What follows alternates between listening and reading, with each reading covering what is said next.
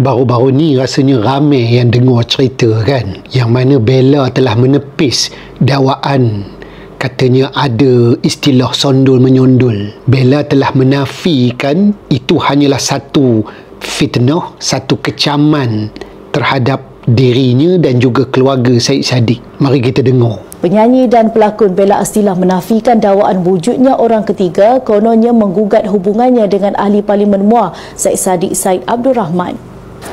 Menerusi satu hantaran di media sosial, Bella atau nama sebenarnya Dayang Nabila Awang Astilah 31 tahun menjelaskan kabar angin kononnya kewujudan wanita bernama Ami Ilana merupakan punca keretakan hubungan mereka hanyalah spekulasi tidak berasas yang ditimbulkan individu tidak bertanggungjawab di media sosial.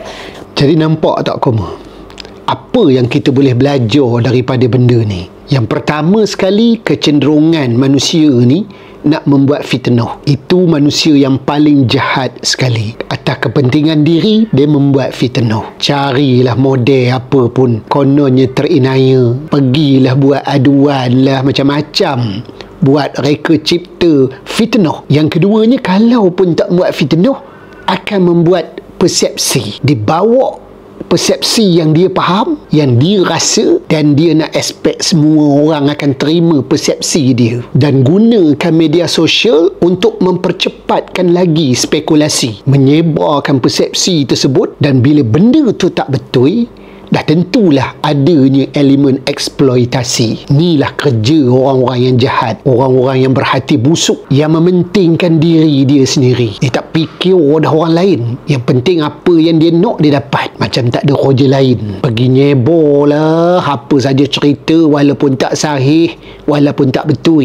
Merapu je dalam media sosial. Dan yang lagi buruknya, kita yang menerima ini berada dalam konflik. Dan kalau dalam pentadbiran, berlakulah konflik pentadbiran. Inilah sedih kita tengok masyarakat kita ni. Itu sebabnya kadang-kadang dalam masyarakat kita ada berlakunya istilah kambing hitam. Entah-entah ada orang yang tak puas hati, tetapi dia nak mengalihkan rasa marah dan kecewanya, dia carilah sasaran yang lebih mudah. Sebab itu apa pun, yang pertama sekali kena ada bukti.